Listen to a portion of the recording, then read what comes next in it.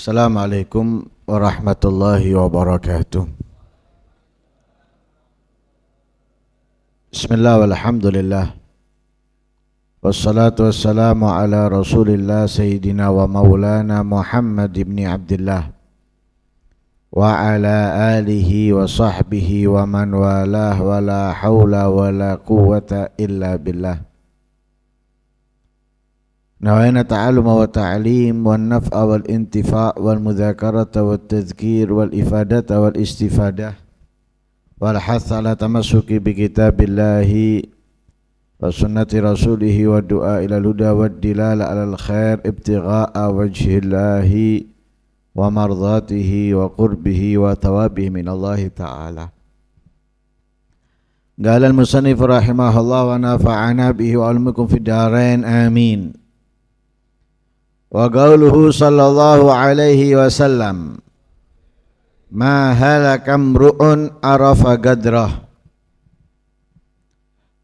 Nabi sallallahu alaihi wasallam beliau bersabda, ma halaka mru'un, tidak akan binasa seseorang arafa gadrah, yang mengetahui gadrah kadarnya, posisinya.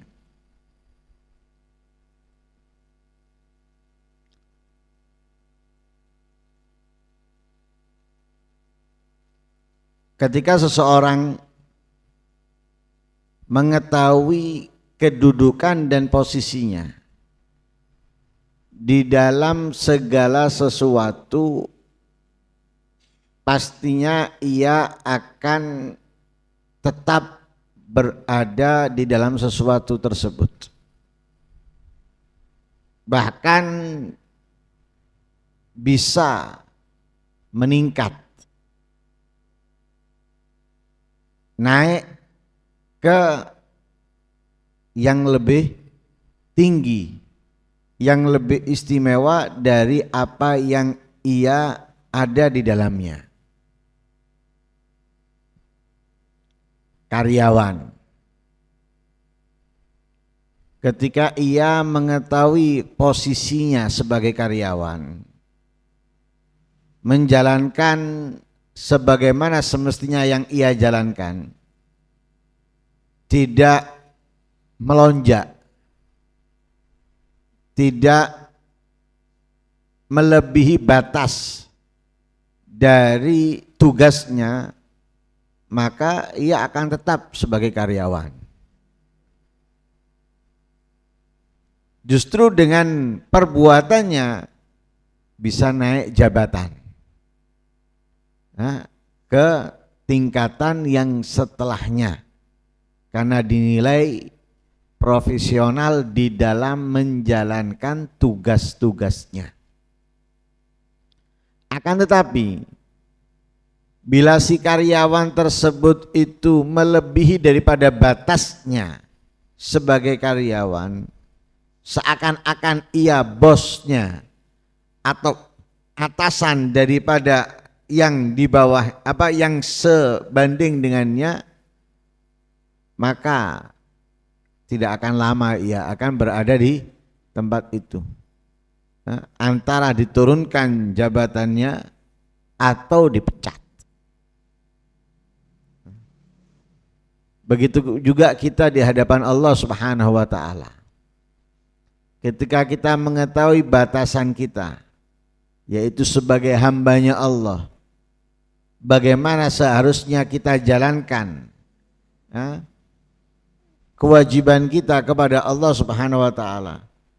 Tidak menentang, tidak melawan, tidak mengatur, maka kita akan tetap sebagai hamba, justru akan meningkat kemuliaan dan kedudukannya. Tapi ketika dia memposisikan dirinya sebagai atasan, sombong, angku, memposisikan dirinya sebagai yang berhak atas segala sesuatunya, maka ia akan dipecat. Sebagai hamba bukan kemuliaan yang ia dapat, justru kehinaan dan azab dari Allah Subhanahu wa taala. Karena itu segala sesuatu itu kita harus mengetahui posisi kita. Jangan melebihi posisi kita. Seperti kendaraan. Kecepatan itu sudah diatur. Jangan kita sok pintar, sok ahli, sok ngerti di dalam berkendara. Yang akhirnya mencelakakan kita. Batas maksimum 80 km. Jangan kemudian kita lebih. Kita nggak tahu, oh kita anggap sepi nih jalan. Mumpung sepi, banter. Kita hanya menganggap 80 km per jam diatur itu dilihat dari sepi dan ramenya. Padahal bukan dilihat dari sepi dan ramenya. Dilihat dari jalan yang dipakai, dilihat dari rata-rata kendaraan yang masuk, dilihat dari segalanya. Ini kalau nggak dibatasi, akhirnya banyak akan menimbulkan kecelakaan. Lah karena kita nggak ngerti, kita taunya hanya apa? Antara ramai dan sepi. Bukan. Tapi semuanya dihitung dengan kendaraan yang lewat itu rata-rata kendaraan yang bagaimana. Kemudian jalan yang dipakai itu apa?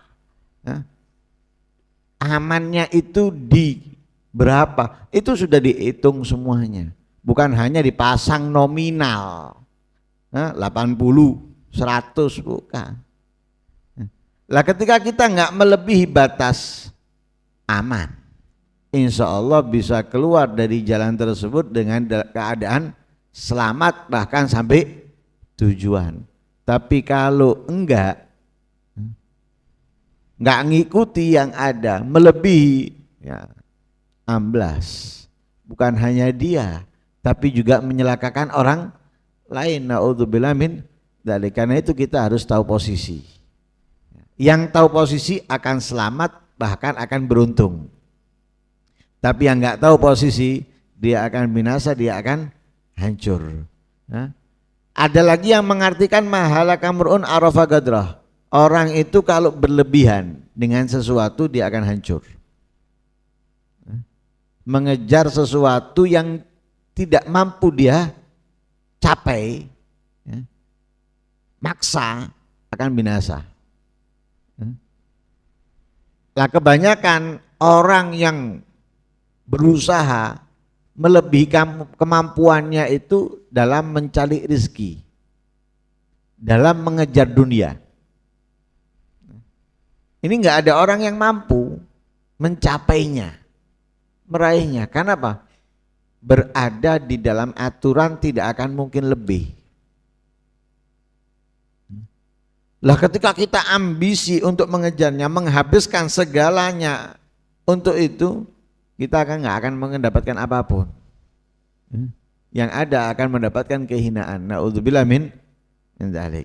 Karena itu kita harus berjalan sesuai kadar kita, sesuai ukuran kemampuan kita agar tetap aman dan beruntung. Kemudian Nabi SAW bersabda, al-waladu lil firash walil ahir al-hajar. Al-walad lil firash walil ahir al-hajar. Ini pembahasan di dalam fikih. Kalau ada seorang perempuan hamil,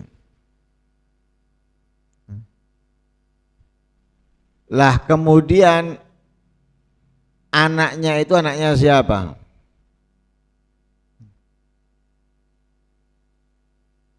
Kalau dulu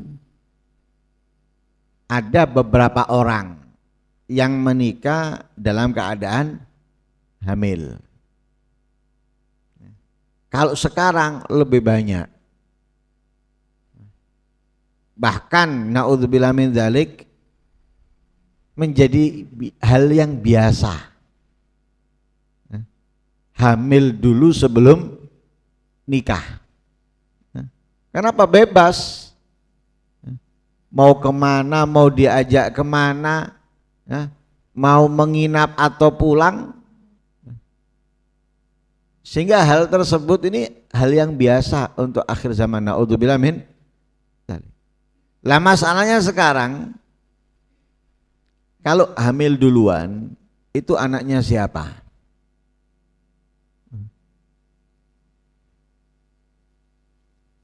Lah di situ ada perbedaan.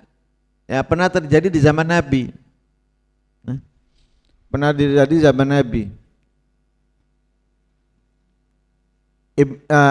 Ibnu Zam'ah kalau dengan sahabat lain. Karena diketahui akhirnya dia adalah saudara.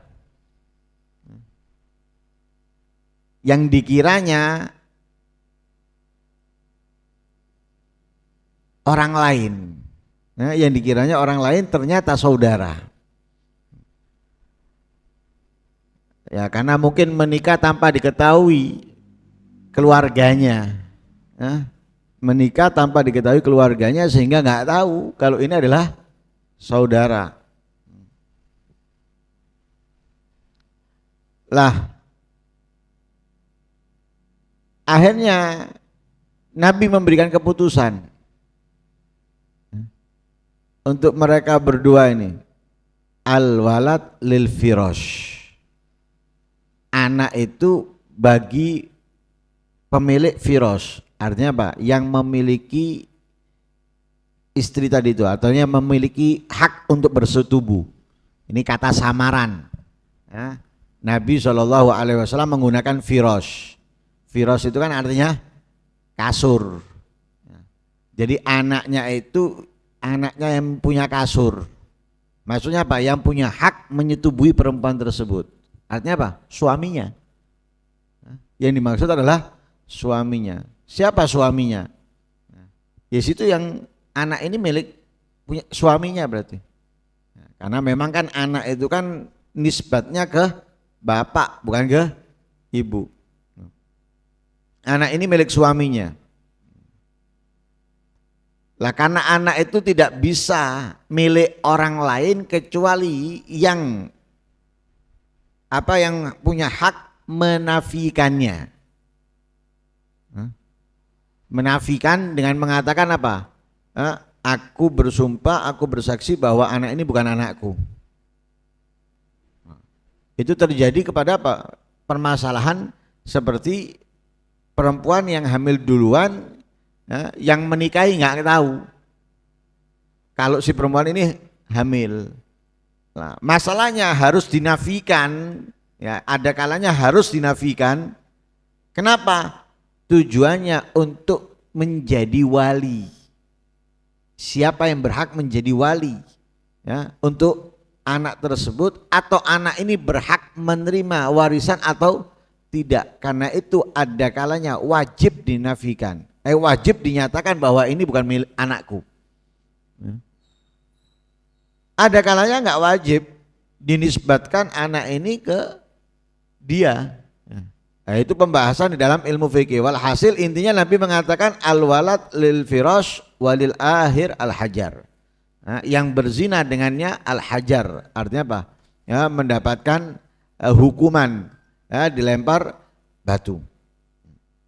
Itu yang dikatakan oleh Rasul Shallallahu Alaihi Wasallam. Jadi satu kata yang singkat, kalimat yang singkat, tapi pembahasan di dalamnya panjang. Ini kalau kita bahas dalam ilmu fikih panjang, ya. Karena kalau di dalam kitab Bughyatul Mustarsyidin itu ada 4 hal, ada 4 keadaan, ada 4 gambaran, ya, mengenai hal tersebut. Karena itu hubungannya nanti menjadi wali, mendapatkan warisan, ada hak menjadi wali dan warisan. Nah, nanti akhirnya yang nggak berhak mendapatkan warisan dapat warisan. Yang berhak mendapatkan warisan malah justru nggak dapat, atau ya nggak berhak menjadi wali jadi wali. Lah ini kan akhirnya mengkacaukan hukum. Lah bisa bayangkan kalau misalnya bukan tidak berhak menjadi wali jadi wali, kan pernikahannya nggak sah. Pernikahannya tidak sah. Lah kemudian hubungannya ya itu kalau tidak difahami maka terhitung syubhat. Kalau tidak difahami oleh itu terhitung syubhat, tapi kalau difahami itu terhukum zina. Kenapa? Pernikahannya tidak sah. Ya, semoga Allah Subhanahu wa taala menjaga kita dari keburukan, kejahatan, kemaksiatan dan segala sesuatu yang mengundang murkanya Allah, dan kita harapkan mudah-mudahan kita selalu mendapatkan hidayah, taufik, inayah dari Allah Subhanahu wa taala dan di dalam perbuatan yang selalu diridhoi, dicintai oleh Allah. Amin. Allahumma amin. Wassallallahu alaihi wasallam Muhammadin wa ala alihi wasallam. Alhamdulillahirabbil alamin.